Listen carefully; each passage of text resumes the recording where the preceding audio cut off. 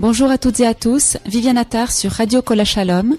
Dans le cadre de notre émission Un jour une association, je vous propose de revenir sur le premier salon d'art contemporain franco-israélien qui s'est déroulé à Paris dimanche 3 juin dernier, organisé par le Bnei Brit France sous le haut patronage de Monsieur Claude Goasguen, député maire du Paris 16e et président de l'association France-Israël.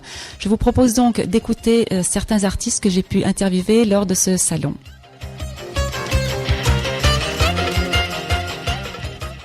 Je me trouve actuellement à Paris, à l'espace Catherine Max, pour le premier salon de l'art contemporain franco-israélien. Radio Kol Shalom, Grenoble, 100 MHz.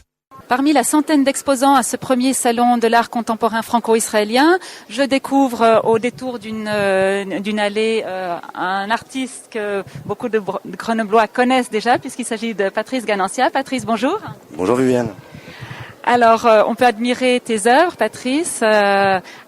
Première question, est-ce qu'on devient artiste ou est-ce qu'on est artiste ? C'est une excellente question. Je pense qu'on est artiste. Et on ne le sait pas toujours. Et il faut des éléments un peu étonnants, un peu curieux de la vie, des épreuves qui ouvrent des portes. Et j'ai eu cette chance-là. Alors justement, qu'est-ce qui t'a amené ? Quel est le cheminement que tu as fait pour aboutir à la création d'aujourd'hui ? À cette création en général, ça a été un ras-le-bol du stress, de la vie, du travail habituel, des heures de bureau, des banquiers, la routine. Et mon épouse m'a offert un jour une toile, comme ça.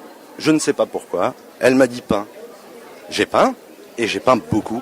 Ça a été une vraie révélation. Oui, en fait, on peut vraiment admirer cette créativité, cette création. Tu as eu une période que je pourrais qualifier de période noire, hein, si j'ose dire ainsi, puisque j'ai déjà vu tes œuvres d'avant. Maintenant, je vois que tu vires sur des motifs beaucoup plus colorés. Qu'est-ce qui t'a inspiré ? Rien. En fait, j'ai pas du tout de référent parce que je suis complètement autodidacte. Je n'ai aucune culture artistique et j'ai pas été beaucoup dans les musées. En fait, le noir, c'est la première couleur qui m'a parlé parce que c'est la composante de toutes les autres. Tout est là. Et avec l'évolution, bien, j'extrais maintenant des couleurs pour les sublimer, les faire exalter. Bon, alors je te souhaite en tout cas plein succès. Quels sont tes projets ? Qu'est-ce que tu envisages comme créativité pour la suite ?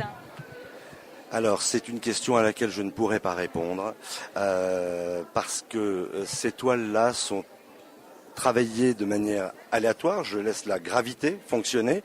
Je suis incapable de refaire une toile 2 fois. Et lorsque je la commence, je ne la vois pas nécessairement finie. Donc, demain est un autre jour. Alors, est-ce que tu peux décrire un petit peu les techniques que tu emploies ? Parce que évidemment, on est sur des ondes, donc on a le son, mais on n'a pas l'image. Donc pour nos auditeurs, est-ce que tu peux nous décrire un petit peu comment tu travailles, comment tu fonctionnes ? Alors, je fonctionne mano à mano, sans pinceau. Disons que je détourne les pinceaux. Par exemple, la toile qui est devant nous, ce sont des pinceaux que j'ai peints. En fait, j'ai peint les manches des pinceaux, je les ai accrochés à une toile et les pinceaux marquent une coulure. Voilà, on peut interpréter plein de choses. Sinon, je travaille beaucoup avec les doigts sur la matière, des raclettes, tout ce qui me passe sous la main en fait, mais pas de pinceau à proprement dit pour dessiner ou pour peindre.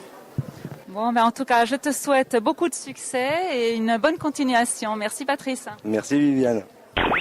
Radio Kol Shalom, Grenoble, 100 MHz. L'émission Un jour, une association revenait donc pour vous sur le premier salon de l'art contemporain franco-israélien qui s'est déroulé à Paris.